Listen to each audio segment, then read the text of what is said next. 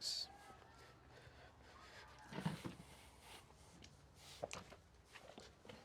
Rob, what's our question? Well, one of the things that I get mystified by, important word, is I see so little imagination and creativity, or even a hunger for imagination and creativity in the world of risk. And it's quite fascinating because every time a group of workers or a group of people or a group of supervisors get together and they do a risk assessment, they're trying to imagine what could happen. Well, that's interesting. So a risk assessment is an imagination exercise. Look anywhere in the world of risk and safety for any document or any discussion, any debate, or even any book written on the importance of cultivating the imagination. In fact, I've never seen anywhere where it's even defined. I see people talk about it, but they don't define it, and I actually don't think they know what it is. So being an educator and a person who has had a whole life and career in education and learning, the human imagination is absolutely foundational to learning.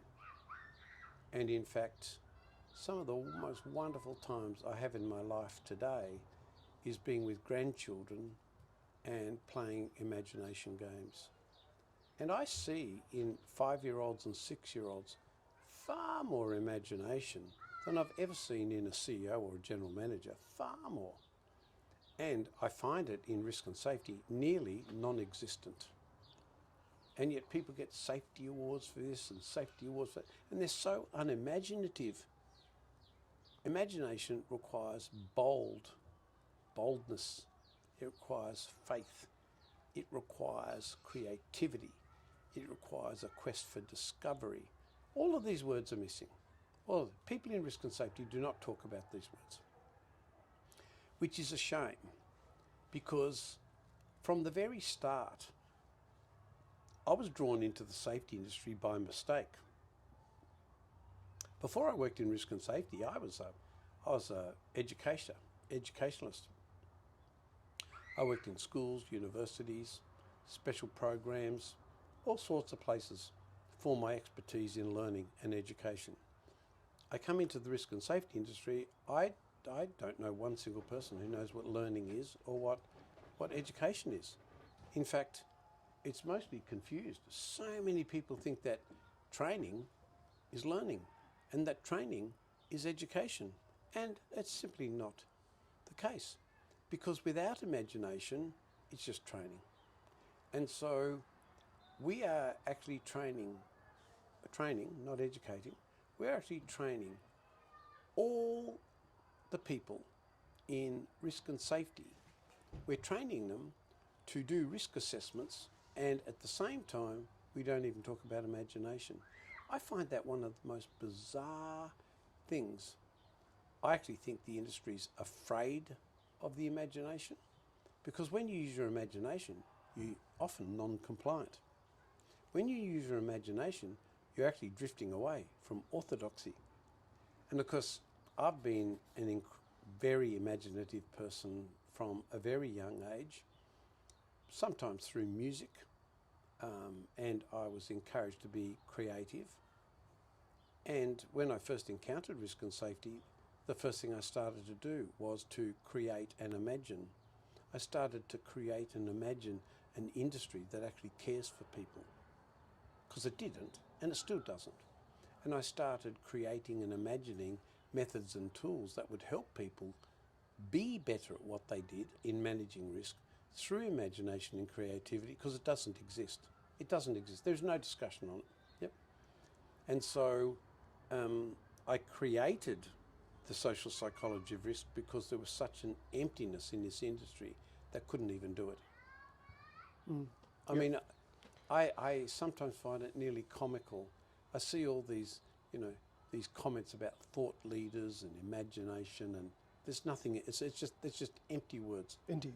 There is no, I look at some of the things that are being developed in risk and safety, And it's just more of the same. More systems, more routines, more mythology, more rituals, and nothing is changing. Nothing. Even though people are saying, oh, this is the most creative thing, it's just another app on a phone that does nothing. And you know, Rob, just listening to some of the educationalists like Ken Robinson and Guy Claxton, Oh, wow. it just, maybe it's a good place to begin with. What is imagination? What is creativity? And to me, imagination is bring to your mind that which you cannot conceive through your senses. So it comes from the unconscious mind. It cannot come from the brain-centric mind. If you're too rational, it has to come through your whole body. correct. I know people who dance, Yeah, and that's where their imagination that's comes right. from. Yes, I or know go for a people- walk. Oh, you know, some of my little grandchildren, their artwork is where they work their imagination. They think of things that cannot be, and then they draw them. So I think brain centrism is part of the problem of a lack of imagination.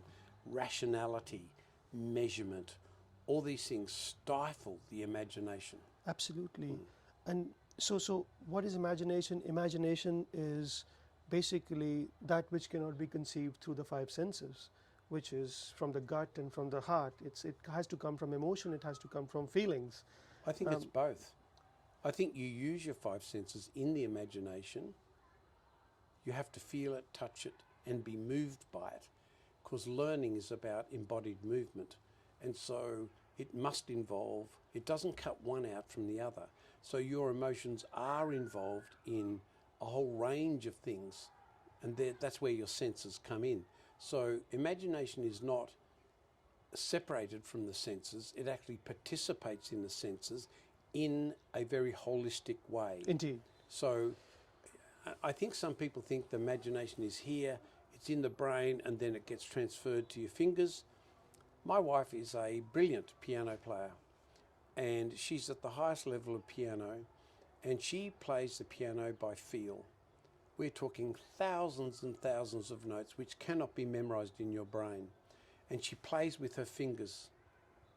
Her fingers do the thinking. And she plays at such speed, there is simply no time for the message to go from the finger to the head and back again. You have to play with what the scientists know as muscle memory. Yep. And so I think the imagination is a whole body, an embodied process, not separated from the senses, but includes every sense. Which is what we call one brain and three minds in social psychology of risk. In the social psychology of risk, we actually call it embodied learning. Yeah. And the embodied learning involves head thinking, so we don't take that away, but involves heart thinking and gut thinking. Yeah. And that, again, that's a holistic approach. Yeah. It even goes beyond that, Nip, and there are non-material head, heart and gut things. There are unconscious things which we actually can't explain. There's a wonderful piece I wrote in my book on embodying risk, and there are several brilliant musicians, and someone asked Paul McCartney once, where did that song Yesterday come from? And his answer was, I don't know. Yeah. I do not know. And yet he talks, and so does other musicians, about it's kind of a spiritual epiphany. It's beyond the head, heart and gut. It's beyond the senses. It's in somewhere out here, and it comes into me, and then I play Yesterday, probably the greatest Beatles hit of all time. And even the person who made it can't tell you how he got it. And you think of the imagination of Paul McCartney and John Lennon. Astounding. Indeed. Astounding. Indeed. And what's interesting is, and then creativity is putting that imagination into practice, Yeah, basically. of course. So isn't that so fascinating that even in the way we have conversations is complete denial of imagination. Oh, yeah. Yes. So tell me, why have you done it this way? Yes. What would you like to share? Yeah. Or, no, even worse, why did you not do it this way? Yeah, correct. Yeah. Yeah. So approaching everything from very rational empirical lenses is a complete denial of imagination. Yes. Yes. Yeah. So now that we understand what imagination is, why should the risk and safety world care about imagination? Because in some ways you want people to follow the processes. Why you don't want them to be imaginative? No, you don't. No. Because the favourite word of risk and safety is controls and compliance. Correct. But some of the best things that have been brought about people who can step out of orthodoxy, step out of tradition. And so, you know, I love these artists like Salvador Dali, you know, the Spaniard, who paints stuff and you think, was this guy on drugs? How did he get this, you know? And it is the art community love it, right? So those people who are outside of that rational brain-centric view in dance and music and art, and that's all poetics, they get it. They get it. They understand it. And they know it's not measurable. They know that you can't even give it a value. And maybe the best value is you cry when you see it, or the value is you're humanly moved when you see it. You know, we talk about emotion, you know, the energy of motion as a critical part of movement and learning. And when you're drawn and moved towards something, that's Dali's imagination resonating with me. And I don't even know why I love it. I don't even know why I'm moved towards it. So imagination is a mystery in many ways.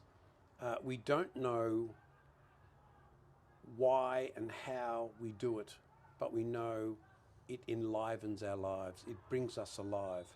And it's why so many people, you know, if Paul McCartney comes to Australia next year, he'll be to packed out auditoriums all over Australia. I mean, the man's 81 years old. Yeah, yeah. He'll bring a band with him, he'll play Beatles songs and all that kind of stuff. Yeah, I get it, Rob. But my Yeah. question is, why would you want your people to be imaginative when there are strict procedures to follow?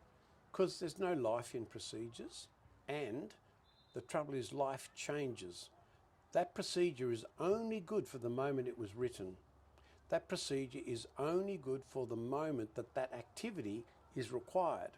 But there's no adaptivity, there's no adaptation in that activity. So the moment the time of day changes, you have to adapt the procedure. The moment the wind changes, you have to adapt the procedure. The moment a different person comes into the team, you have to adapt the procedure. The moment the procedure itself is moving, you actually have to see that it's moving. And so you complete the procedure as normal, and then I've seen this often, some people are killed on the job because they followed the procedure. They can't imagine that it should move. So without imagination, you're not necessarily safe just because you're following the procedure. In fact, I would like work teams to be able to think imaginatively so they can imagine, and Professor Carl Week was fantastic at this. You have to imagine, you have to think about managing the unexpected. You have to think in faith about what might happen. That is foreign language. Indeed. That is foreign language to people. I'm just thinking from another perspective, which is that would you want an airline pilot to be imaginative and creative as he's flying with 400 lives right behind? Absolutely. Okay. The story of Sully falling out the sky, without his imagination and his unconscious, those 400 people would have died. So sometimes you follow procedure. I think of my red steps, my orange steps and my green steps in my model of maturity. Sometimes, yes, procedure's perfect. Yep. But sometimes it's the last thing you want. If we can't move and adapt with those things, and we move and adapt through the imagination, we don't move and adapt because we get more rigorous at the procedure. And so, you know, if you're in Canberra here and the speed limit's 80, that's great. If it's summer, it's no good if it's winter. Now, if I ever got to Scotland, I can imagine in Scotland your roads would be treacherous in winter. And even the speed limit would be way too fast for the road. Yep. So I adapt my speed down to what I imagine is the right speed. Yeah. So what you're saying is it's the uncertain and the unknown nature of reality that invites imagination. Yes. And we must live imagination in order to tackle risk. Yes. Yes. Even when my little grandchild draws things, you know, even when it looks silly, here's a chook with the pig's head on top. Oh, that's funny, isn't it, Granddad? Look at that, I've drawn a pig on a chook's body. Yes, yes, yes. Okay, but even that ridiculous projection is fun in learning. Indeed. Yes. You know, Rob, it's so interesting you say that, because when I used to work as an auditor many, many years ago, I would go on ships and I would ask people that uh, you do your risk assessment, do whatever you want before you start a high risk job. But let's just take a blank sheet, which we now call, IQ. yeah, IQ, yes. Let's take a blank sheet and give me how you would actually do the work. Yes. And suddenly you see imagination pouring into Yeah, that's it. right. That's when it pours in. Yeah, and what you have given them, what you have done is you have just removed all the constraints around thinking. Yes. And you have given them something that triggers imagination. Yes. And so I found, and then they go back to their templated risk assessment and see it is miles apart from Yes, anything that's of right. that sort. That's right. And I think in that sense, a semiotic or a visual or a verbal way of, Yeah. of doing activities like Yes. we do, Yes. it really triggers imagination. Yes, it does. And when you get a collection of people together and they're all not afraid to talk, they're not afraid to listen, and they openly bring a visual verbal approach to what they imagine could happen or might not happen, then they're not afraid to say to somebody, you know, I've been doing this for 20 years and something here doesn't make sense to me. And they can't even explain what their intuition is telling them. Oh, well, let's write that up. Yeah, this is interesting, because when you said that, when the other person turns around and says, I don't know, most people don't know how to react to that question. Yes, that's That right. that is the most powerful thing I've seen. You ask a question and the person says, I don't know, and you don't know what to ask next. Yes, that's right. Because they don't know. Most people you're working with who have worked in the profession for 20, 30 years, they don't know they No. don't come from a position of knowing. No, It's no. all in the imagination. The faith in procedure in the risk and safety industry is absurd. Yeah, yeah. It is only good for while everything stays static. Life is not static. When things move, the imagination must come in. Absolutely. But this industry more than anything discourages that. Yes. And so why do people get hurt on ships and why do people hurt on building sites? Because we stifle They imagination. stifle the imagination. Yep. Great. Thank you, Rob. Yep. This has been a great discussion. Good. Yes. Good.